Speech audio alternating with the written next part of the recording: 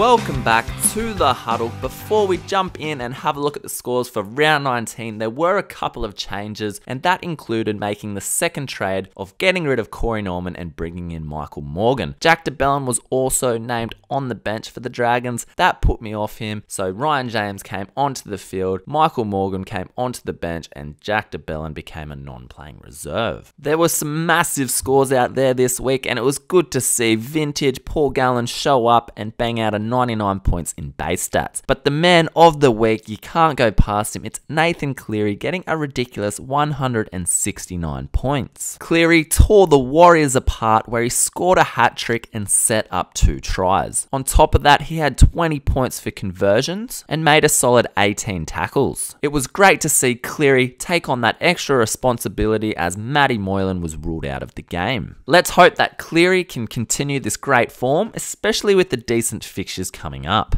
Despite Taumalolo only playing 58 minutes, he managed to cross over for a try, make 8 tackle busts, and score 94 points. As both my hooker positions were filled with non-players this week, the Smiths from Melbourne, I looped the vice-captain of Tommy Turbo. He was on around 111 points, but later today got the extra try assist, which was pretty kind, pretty generous, but we'll take it. So with that score doubled, that's 262 points. He didn't score a try against the Tigers, but he did set up 3. He got 3 try assists, had 2 offloads, and made 34 points from hit-ups. Because Cam Smith didn't play this week, I do get an auto emergency, and that's my lowest non-playing reserve, which is Cody Walker's 58 points. It was absolutely devastating to see Michael Morgan score his lowest points of the year just when we traded him in, but that's okay. Hopefully next week he can carve the Warriors up just like Cleary did this week. And Ryan James just plodded along. He only got 38 points, and continuing on with the disappointments, Peachy and Mansell just are not seeing the ball. Yeo just holds it. He's not passing. It's not getting past him. Moylan's replacement just tucked the ball under his arm and ran. So it's going to be tough for me to include Peachy and Mansell in my 17 from now on, as they're just not seeing any ball. It definitely would have been nice to include Lane and de Belin in the team, but that is Captain Hindsight speaking. So will we be seeing a green arrow this week? Yes, we will. We've gone up 321 places. Despite the Morgan trade and Peachy and Mansell's score, we still banged out a decent score of 1,291. This was ranked 4,351st for the round, and now we sit just outside the top 2,000. So the buys are done. We're on the home stretch. There's only 7 rounds to go, but trades are running low. I've only got 3 left, and with the Shaun Johnson injury, I'm thinking of bringing in Clint Gutherson. Gutho from the Eels is in great form. He's goal kicking there, and he's also playing at fullback. He does, however, have a 20% ownership, so he's not much of a pod, but he's in great form. Munster is also an option. I know I just got rid of him, but he performed awesomely in Origin 3. He looks fired up. So let me know in the comments section who needs to come in for Shaun Johnson, Gutho, or Munster, or what about Widdop? Is there someone totally different I'm not even thinking of? Let me know down below. And the second trade, is it worth making 2 trades? Because Ryan James is getting very frustrating. He's just not performing this year, and the likes of Fafita, Mannering, Jake Travojevic there, Gerbo, they are going along great, but I've only got 3 trades. Is it worth making 1, 2, or none? Is it worth just holding them for those injuries that could happen later down the track?